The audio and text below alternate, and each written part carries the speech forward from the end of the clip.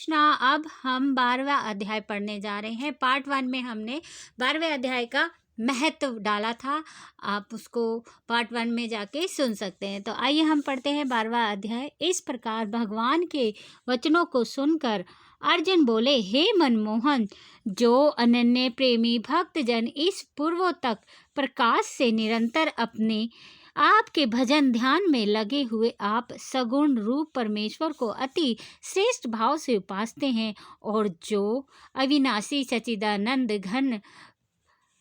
निराकार को ही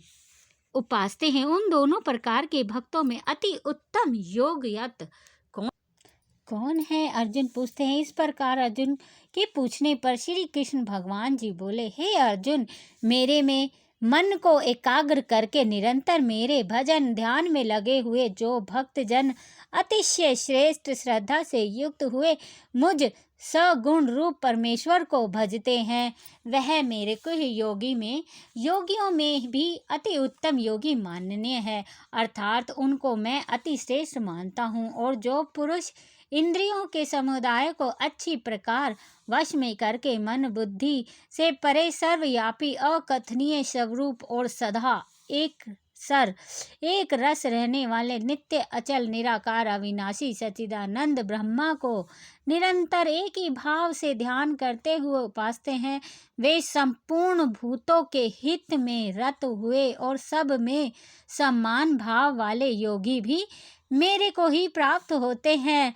किंतु उन सच्चिदानंद घन निराकार ब्रह्मा में आसक्त हुए चित्त वाले पुरुषों के साधन में केश अर्थात परिश्रम विशेष है, क्योंकि देह अभिमानियों से अव्यक्त विषय के गति दुख पूर्वक प्राप्त की जाती है। अर्थात जब तक शरीर में अभिमान रहता है तब तक शुद्ध सच्चिदानंद घन निराकार ब्रह्मा में स्थित होना कठिन है। और जो मेरे परायण हुए भक्तजन संपूर्ण कर्मों को मेरे में अर्पण करके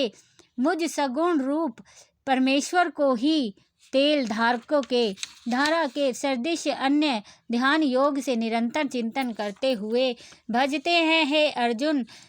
उन मेरे में चित्त को लगाने वाले प्रेमी भक्त को मैं शीघ्र ही मृत्यु रूप संसार समुद्र से उद्धार करने वाला होता हूँ। इसलिए हे अर्जुन, तू मेरे में मन को लगा और मेरे में ही बुद्धि को लगा, उसके उपरांत तू मेरे में ही निवास करेगा, अर्थात मेरे को ही प्राप्त हो जाएगा। इसमें कुछ भी संशय नहीं है। यदि तू मन को मेरे में अचल स्थापना करके लिए समर्थ नहीं है तो हे अर्जुन, अभ्यास रूप योग के द्वारा मेरे को प्राप्त होने के लिए इच्छा कर। यदि तू ऊपर कहे हुए अभ्यास में भी असमर्थ है तो केवल मेरे लिए कर्म करने के लिए ही प्रयाण है हो। इस प्रकार मेरे हर अर्थ कर्मों को करता हुआ भी मेरी प्राप्ति रूप सिद्धि को ही प्राप्त होगा, और यदि इसको भी करने के लिए असमर्थ है तो जीते हुए मन वाला और मेरी प्राप्ति रूप योग के शरण हुआ सब कर्मों के फल का मेरे लिए त्याग कर, क्योंकि मर्म को न जानकर किए हुए अभ्यास से प्रोक्ष ज्ञान श्रेष्ठ है, और प्रोक्ष ज्ञान से मुझ परमेश्वर के स्वरूप का ध्यान श्रेष्ठ है, तथा ध्यान से भी सब कर्मों के फल का मेरे लिए त्याग करना श्रेष्ठ है, और त्याग से तत्काल ही परम शांति होती है। इस प्रकार शांति को प्राप्त हुआ जो पुरुष सब भूतों में द्वेष भाव से रहित एवं स्वार्थ रहित, सब का प्रेमी और हेतु रहित दयालु है, तथा ममता